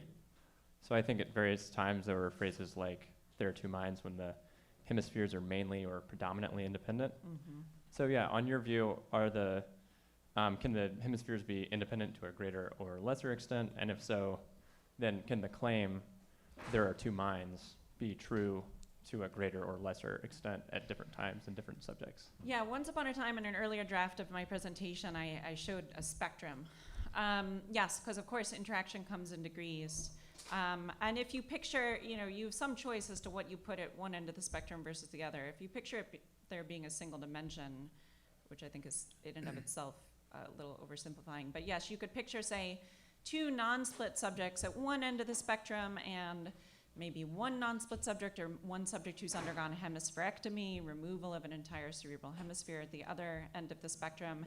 And then you have very rare, but you do have some intermediate cases. So again, you might have Brittany and Abigail Hensel, the conjoined twins that are joined at the level of the torso, but who are believed to probably have wholly distinct nervous systems, except that their behavior is so coordinated that some doctors don't believe it. And they're not quite all the way as far to one end of the spectrum as two non-split subjects are. Then you have, say, Kristen and Tatiana Hogan, the conjoined twins that are joined at the level of the thalamus, and there's some suggestive evidence that each of them can receive, that say, if one of them is looking at something, the other can see it by receiving perceptual information through their shared thalamus. And then to the left of that, you see some split brain subjects. And then further to the left of that, you see other split brain subjects. And I sort of say, these look close enough to the two mind case that I'm going to say, that they have two minds. There's enough interhemispheric independence that it looks like they're closer to having two minds than one. And then some of the split brain subjects look closer to the one non-split subject case. Yeah. Okay,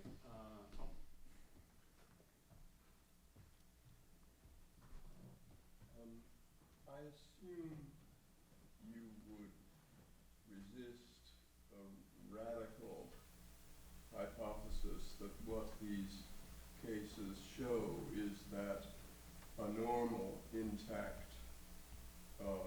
human being has two parallel consciousnesses, which, however, because of the constant exchange of information with the corpus callosum, have very similar capacities, so it doesn't show up. And I wonder, A, whether you think that is an intelligible possibility, and B, why, as I assume, you would reject it, and say that the two consciousnesses only appear when communication is stopped. Yeah, thank you. I view it as intelligible. It could be, the philosopher Marx says, maybe last year aliens came down and surreptitiously performed split brain surgeries on a bunch of us, and we haven't realized it yet because we haven't participated in a split brain experiment. If it's the case that split brain subjects have two streams of consciousness, then it's possible that I do right now, but surely I don't. And so therefore, split brain subjects must have two streams of consciousness also. Sorry. No, I think you've misunderstood me. I mean, ordinary Right. human beings who haven't had their corpus Right. callosum split. Yeah. No, I understand. I was just saying, yeah, it's always possible that our consciousnesses are split theoretically and that we haven't realized it yet, insofar as I don't think you could realize it from introspection. When you introspect, any act of introspection occurs within a particular stream of consciousness. You won't be able to introspect conscious experiences that are occurring in some other stream of consciousness. So introspection alone wouldn't reveal it.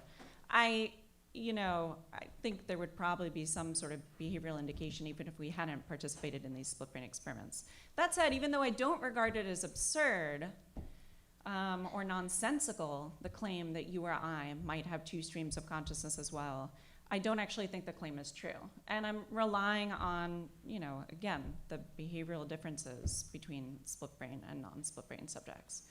I know you had mentioned something about cross-matching and results in non-split subjects, but I take it, if you look at, again, like the quantitative results, you typically don't even have a non-split control subject when you're doing a cross-matching experiment with split brain subjects, because saying whether the two stimuli are the same or different is so trivially easy for non-split split brain subjects that they're just at ceiling. This is something that split brain subjects are at chance at. And again, that's the kind of result that suggests two streams of consciousness in a split brain and not in a non-split subject. Why, just to be clear, why exactly do you say introspection can't reveal it in this case? I was thinking on Tom's idea, if there's in fact two subjects in here, and let's say, well, each subject is going to be conscious of half a visual field, a left visual field and a right visual field. Now I introspect that I'm in fact conscious of both the left and right visual field, therefore I am not either of those two subjects. Wouldn't that be introspection? It's not purely introspection in that case, right? I will say, so this is something that was mentioned before too.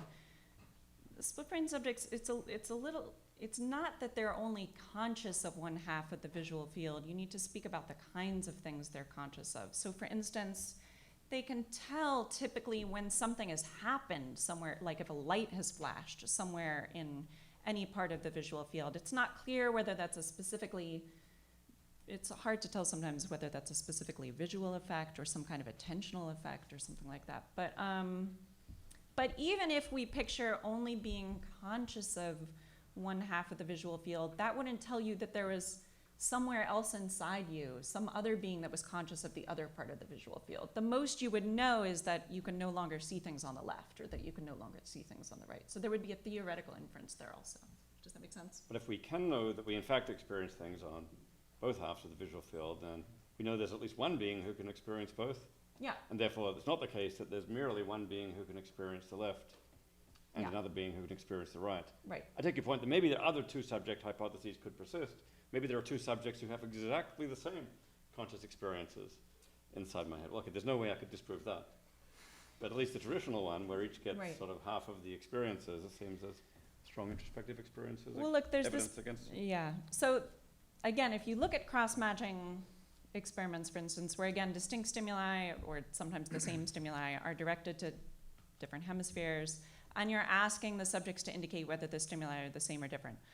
And let's say the subjects are at chance. They can't say whether they're the same or different. Okay, one hypothesis is they can only see one visual field. They can only see information from one visual field at a time. Or maybe they're totally blind with respect to one of the visual fields. Of course, you therefore need other converging evidence from other trial types to suggest that the subjects or that something within the subject is in fact conscious of the right visual field stimulus and the left visual field stimulus.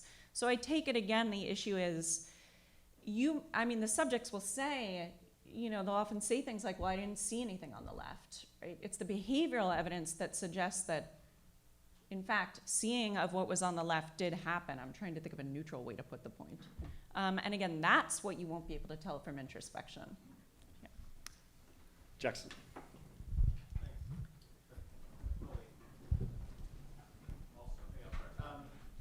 So if I had to choose a side, I lean towards the two minds, but I guess I wanted to put forward the challenge that there might not be an answer. So, one thing you might think is like, well, why do we think there must be an answer in the first place? Well, because we have sort of like, I don't know, a priori or pre-theoretical commitments about the structure of phenomenal minds. So phenomenal minds have to be unified, and so there's some tension here if we see the brain is not unified in the right way, and we think there's a phenomenal mind there.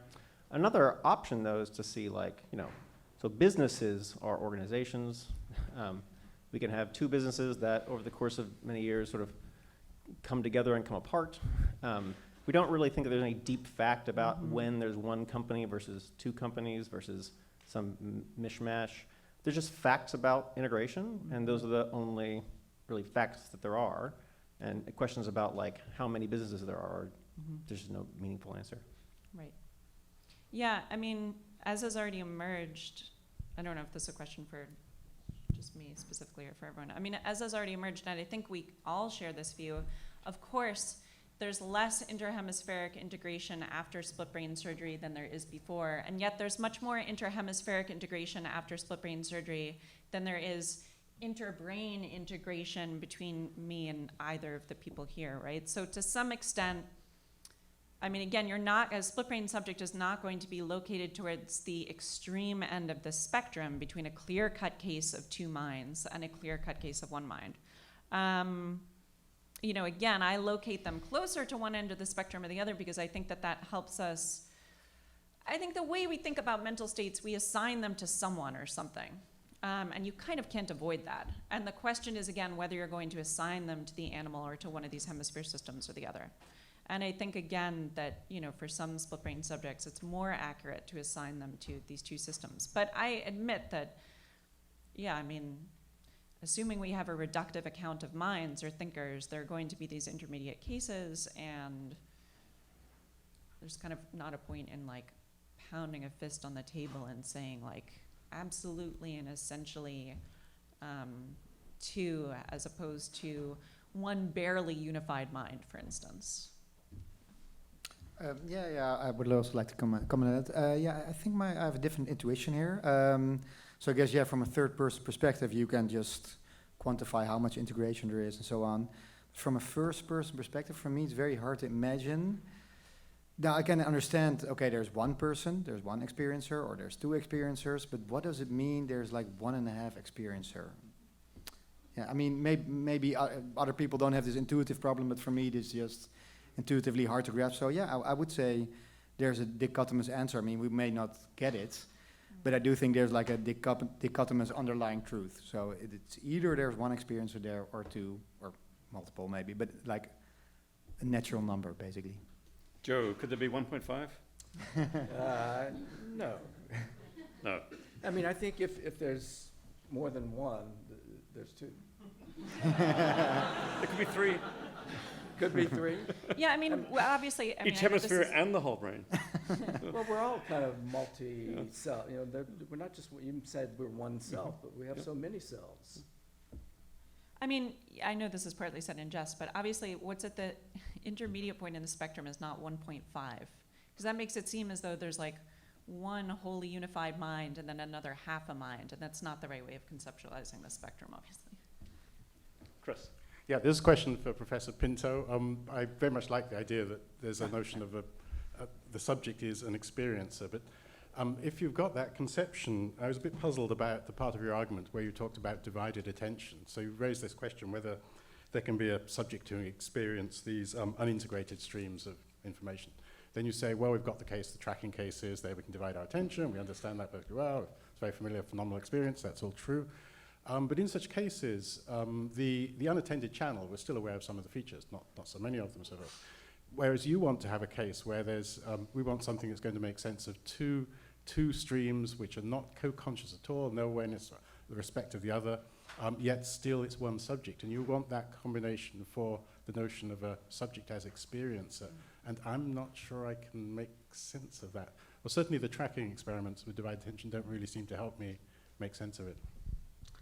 Okay, so let me reiterate your question to be sure that I understand correctly. So you're saying, to you it doesn't seem to make intuitive sense that you have one experiencer who has two streams of, let's say, attended information that this person experiences? Is that correct? So there's two streams within each stream there's co-consciousness. There's no co-consciousness across streams. That's the case. Yeah, exactly. And I think that the tracking experiments where you divide your attention don't really seem to give me any leverage in making sense of the possibility.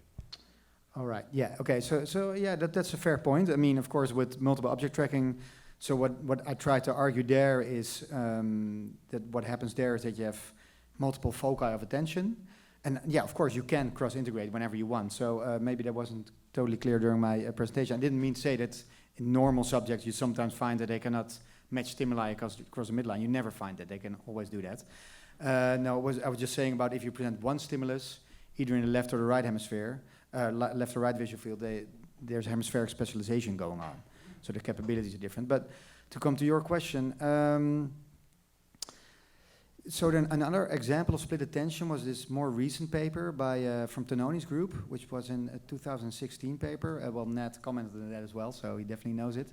And the task they had people do there is they're driving in a simulator, and they're listening. They have an auditory stream as well, and they're either listening to the radio or they're listening to GPS instructions. And what they found, if they looked at the fMRI signal, is that when they listen to the GPS instructions, then the information seems to be integrated. So the two networks processing the auditory and visual information are highly interconnected. But when you listen to the radio while driving, there seems to be no functional connection between these two. So that would be another example of basically split attention or split information processing. As Nat pointed out, well, I mean, we've all been in a situation, right, where we're driving and listening to the radio, but it still seems like there's one, like you're the one experiencer there, experiencing both streams. So of course, yeah, it is true, we can connect the dots. And yeah, so if it's completely impossible to connect the dots, yeah, that is kind of strange if there's one experiencer. I agree with that. So I'm also thinking of ways, when you do this cross-matching test, at least when I did the experiments, but yeah, okay, now I go against what I said myself, this is completely anecdotal as well. I did notice that sometimes the patient seems to be able to reason his way towards the right answer. So it just seems there's no automatic integration, but if he starts to think like, okay, the left was vertical, the right was horizontal, so they're different. So I also press them like, no, don't just give your first response. So maybe also in split brainers you can find that they can bridge the gap, but yeah, we should research that more, but yeah, it's a good point. Joe? Yeah, I just wanted to throw out one other kind of patient that's maybe relevant. We did a study of some patients with unilateral neglect in the late 1970s.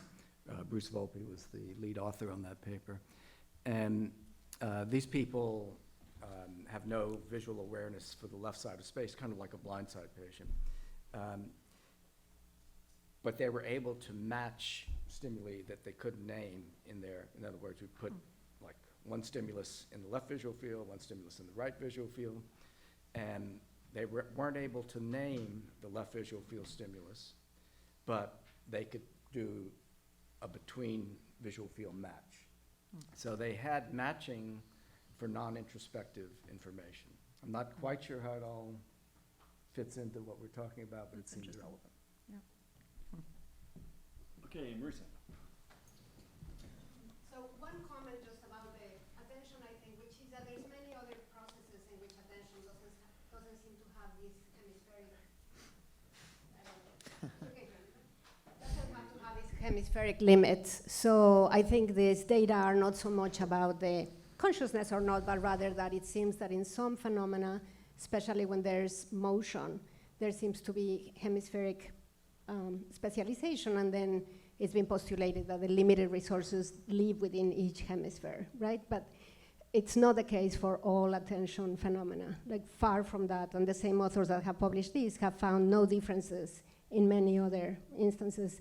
But my question was actually about perception-action dissociations, because I'm surprised actually that it has not been brought up. And neurotypical observers have perception-action dissociations, right?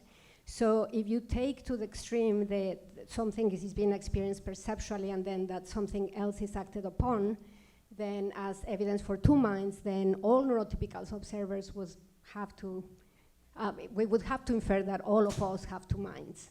So I wonder how, I think in particular you interpret these, Elizabeth, how you interpret these studies of perception-action dissociations within neurotypical observers. Sorry, I'm not sure I understand the dissociations. So the dissociation is that you perceive something and your eyes may be doing something else in your action, or your hands may be doing something else. So there's a very long line of evidence in terms of dissociations with reaching between people that say not to experience something or experience something. So for example, my visual system is more prone to the Mueller-Lyer illusion, but if I have to touch something or grasp, I may do it the right way. We have shown also a lot of perception-action dissociations even within the eyes. So I may not be aware of perceiving something in terms of my perceptual report, even when it's not just a yes-no detection task about criteria issues. You have like forced choice discrimination tasks, and you're really a chance, and yet your eyes seem to have access to the information. Gotcha. So I would like to hear your thoughts. Yeah, that's a great question. So yeah, I mean, of course, yes, exactly. So there are all kinds of dissociations that we see even within non-split subjects. In fact, you know, I mean, people would, no one would say now like, oh, the human mind is highly unified or highly integrated, right? We've sort of moved to the other end of the spectrum where people talk about, you know, how disunified the human mind is in various respects, and how much kind of, you know, semi-autonomous processing of different streams of information, right, there are within the brain at once. I actually don't think that so when you think about the split brain cases, you need to think about two things. You need to think about how things are dissociated and what's dissociated. And I don't think that how things are dissociated from each other is actually necessarily very different in the split brain case. The question is what's dissociated from each other. So for instance, the kinds of generalizations you're talking about where, you know, again, there's like, when you actually reach for the circle that's surrounded by the bigger circles versus by the smaller circles, your grip aperture is correct, even though you consciously report these things as being of different sizes. You find that same kind of dissociation within each hemisphere system also. So we need to look at kind of, I mean, it is interesting because you can ask sort of how startling this is and to what extent this kind of generalization problematizes our understanding of the identity conditions of perceiving or of reaching. But I'm assuming it doesn't problematize it that much. The kinds of dissociations you see between the vision for action versus vision for identification systems. And so what we see in split brain subjects is that different kinds of things are dissociated from each other than are dissociated, again, between the vision for action system and the vision for identification system. So again, you look at the comparisons partly between non-split and split brain subjects. And it's those comparisons, again, the things that you don't find associated in a non-split subject that drive the two thinkers' mind and ultimately help justify the two thinkers' claim. But I thought you were talking about the interaction when you were making your argument. Yeah. That's why I was just taking it to the extreme and saying, wouldn't one have to then infer in cases of neurotypical observers when you see these very pronounced perception-action dissociations? It depends on what you should expect to interact, right? So if you don't see, right, in non-split subjects, this kind of interaction, again, between representations in the vision for action system and in the vision for identification system, then, that's normal, right? And so that doesn't drive, right, the two thinkers' claim. It's instead things that normally are integrated, right, that normally do interact in the non-split subject. that sort of guide our understanding of what it is for something to be, for instance, consciously versus non-consciously perceived. When you don't see interactions, of that sort, that's what, again, helps justify the two thinkers claim. Does that make sense? Oh, sure. No, Joe, you can go first if you want to. Yeah. I was just thinking if either of you wanted to come in on this. No. This question first. If not, that's fine. Yeah, I mean, just maybe a short comment, but yeah, of course you're right. There's lots of, well, I would repeat what Lizzie says. There's lots of disintegrated information processing in normal people as well. But I agree with Lizzie. If you find certain things that are never disunified in healthy adults, which are disunified and seem to really touch upon, the subjective level.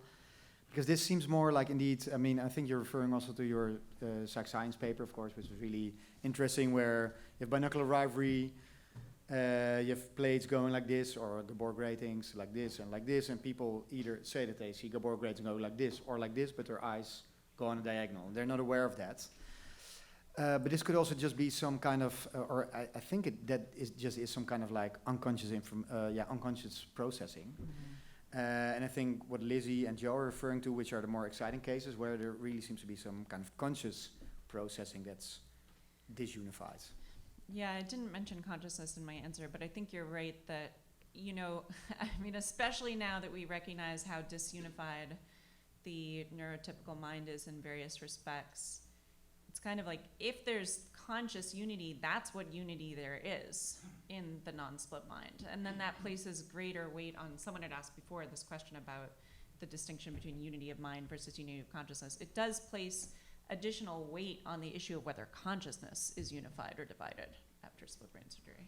Yeah. I still want to get a little bit clearer on the disagreement among the three of you, and to what extent it's empirical and to what extent it's sort of more theoretical or philosophical. I mean, clearly there is some empirical disagreement about these split brain subjects. Ayer thinks that, okay, the subjects he's examined show this inability to compare across the hemispheres, but they don't show this ability to give different responses depending on whether it's, say, the left half or the right half of the body, and is inclined to question whether how widespread that phenomenon is in other subjects. So I guess that we can do this in terms of like a conditional question. Just say it turns out that all the subjects go Yair's way, and they're not very good at comparing across the hemispheres, but they can, in fact, they do more or less give these uniform responses for the different halves of the body.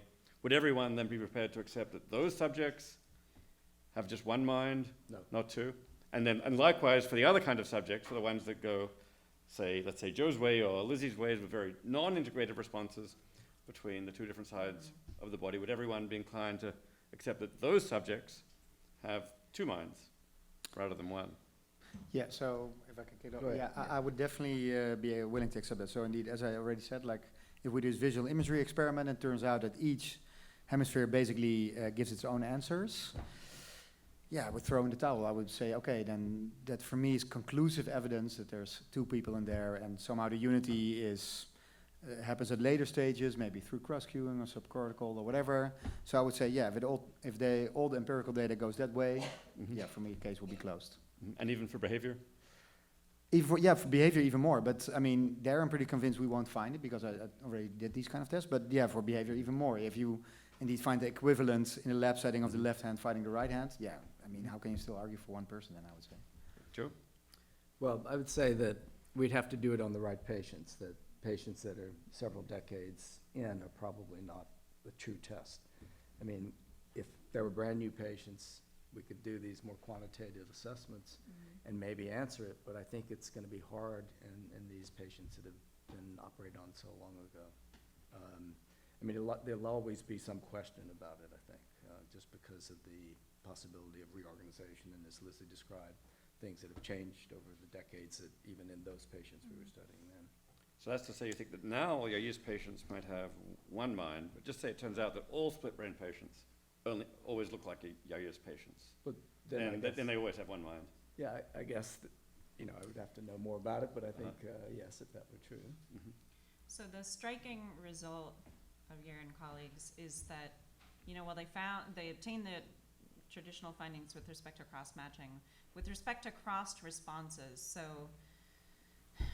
responses of the left hand after right hemifield visual presentation, or using the right hand after left hemifield presentation, or speech after left hemifield presentation. You know, he's right that if you look at the textbook presentations of the split brain phenomenon, what they always mention is this incapacity for crossed responses of that kind. And instead, right, he finds this preserved capacity sometimes very good for crossed responses. I want to know, I mean, to me, the question is how that's happening. So, you know, is it happening because there's integration of intentions, right? So that, and I think you agree with this, right? So that there's actually sort of only one decision maker within the split brain subject. Okay, now that starts to look like a unified agent, again, who has some fragmented information coming into the agent. On the other hand, again, if the integration is, well, if it's either like a very low level motoric integration or possibly not integration at all, but just again, like outputs of cognition and perception and decision maker that are converging on the same set of effectors, then that to me still looks like two agents and two thinkers. So I really want to know, again, like how these behaviors are being produced. Yeah, I completely agree with that, by the way. Thanks, good point. So, I mean, let's go back to the issue of language and what that does to the two hemispheres. I mean, I know there's some right hemisphere language in all of us to some extent, but the dominant operation of language is in our left hemisphere. And that, if you've isolated that, you're going to have a system that has a kind of much more verbal working memory operation than you have in the right hemisphere, where it's going to be maybe some verbal but primarily nonverbal. I mean, we always thought of the right hemisphere as kind of like a smart chimpanzee rather than a full-fledged human with self-awareness and so forth. And then putting language over there seemed to kind of add a little bit of extra stuff. So I think that that's just important to keep in mind. Okay, let's try and get one or two more in quickly. Let me just check. Okay, Paolo. Okay, let's go to Paolo quickly. See if we can get three in. But so my question concerns emotion as a relevant condition for the attribution of consciousness and possibly mind. So how do you think the interpretation of this data in terms of one or two minds or consciousnesses can relate to our knowledge concerning the neural correlates of emotion versus cognitive capacities? I say that's a question for Joe. That's a long discussion. I mean, you know, that gets into what my view of emotion is, which that it's a cognitively constructed interpretation of ourselves in a social situation and not a hardwired response bubbling up from, say, the amygdala. I mean, I've worked on the amygdala for a long time, and over the years, I mean, my view has always been that emotion itself, fear itself, for example, is a cortical working memory kind of operation with a lot of different kinds of inputs than you would have in a non-emotional situation. And that what the amygdala and other subcortical circuits do is control our behavioral and physiological responses. And those things happen in parallel, but consciously we interpret those body and brain responses as part of our emotion schema that puts it all together. That's a very short summary, and it's probably not very clear, but Andrew. That help? I had a question for Yair and Liz. I guess I'm still not sure exactly what the fundamental disagreement is between you two, and I'm wondering if you two might just be concerned or investigating different phenomenon. And I'm wondering this because Yair has kept emphasizing that he's concerned with conscious subjects, and that's the central issue that's at hand for him. And Liz keeps saying that she's concerned with minds, where minds are understood as in terms of like mental capacities that are individuated functionally and are integrated with each other. And you know, it seems like you could think that in split brain patients, they might have two minds in Liz's sense, but still just one consciousness in Yair's sense. So I guess I wonder whether you two are disagreeing on that, or whether your views that you've been advocating for here are reconcilable. I think I might be more responsible for uncertainty on this point than Yair is, so let me speak first. I do believe, I argue in the book, also two streams of consciousness, two intentional agents. I view the two minds claim as more radical, but it kind of encompasses these other claims. Or it's at least like a broader claim than the two consciousnesses, two agents claim. I mean, I'm sure that some of our disagreements, it can't just be empirical. Some of it has to be theoretical somewhere. But you know, if I think I've understood the argument of the paper, I accept again, we have a kind of empirical disagreement about what kind of integration is happening between right hemisphere and left hemisphere mental states. But I accept the basic form of the argument that if there's one intentional agent after split brain surgery, then there's one stream of consciousness. And I would say vice versa as well, because this just goes with my theory of consciousness. I don't see how you can have one stream of consciousness if you have two distinct agents, or two streams of consciousness if you have one agent. So I think that we actually agree there. But. Yeah, so in that sense, yeah, although my claim is primarily unconscious subject, but how are you going to measure that? So then I would indeed say, I would be very surprised if there's one conscious subject with two independent minds. So if you find evidence, you know, through a resting state connectivity or whatever, that there's two independent streams of conscious thoughts, and each hemisphere has its own preferences and so on. Yeah, if you want to be really philosophical, radical, you can say, well, it's one conscious subject with two minds, but then, no, I would say, no, that these are two conscious subjects. So I would also say that at a higher level, there has to be also one mind, I guess. Okay, final question from Zoe. Thanks so much. Cool.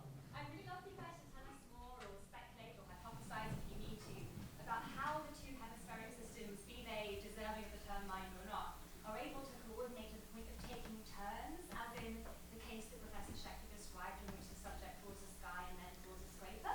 So I'm thinking it's so strange to imagine a hemispheric system who sees the word scraper and is told to draw what it sees, then just kind of waiting patiently while the hand is presumably trying to control the course of the sky, and then later thinking, oh good, now I've regained control of the hand, I can draw my scraper. But at the same time, it's equally strange to imagine if there is some degree of interaction, that the two hemispheric spheres are sort of saying to one another, oh, you go first, go to I insist, after you. Like, both these things are so strange. So what's going on? Well, it's like, you know, if you have a really bossy person next to you that's talking all the time and doing all kinds of stuff, you kind of lose interest in gaining control.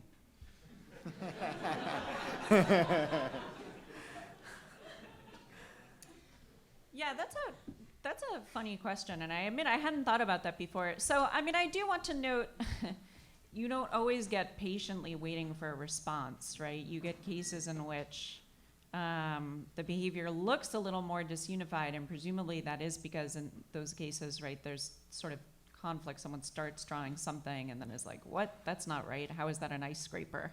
And sort of crosses it out or just starts to draw something else. On the other hand, again, I mean, I think this gets back to kind of the question that Dave started with of like, if there are these two thinkers there, how do they not realize the other's presence?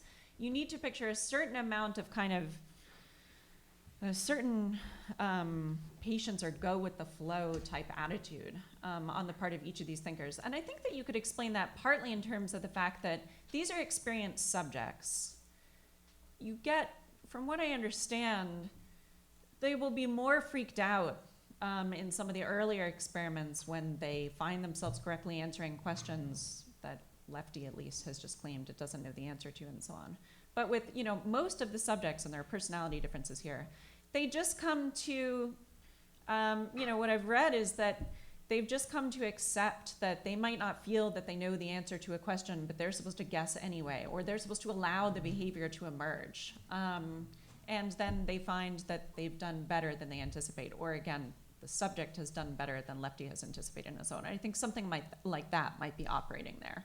Again, that they're kind of not trying to control the behavior necessarily as much as you or I would if we suddenly participated in this experiment. Yeah, I guess I would have a much more mundane explanation. In my view, it's just one person and who cannot connect the dots, basically.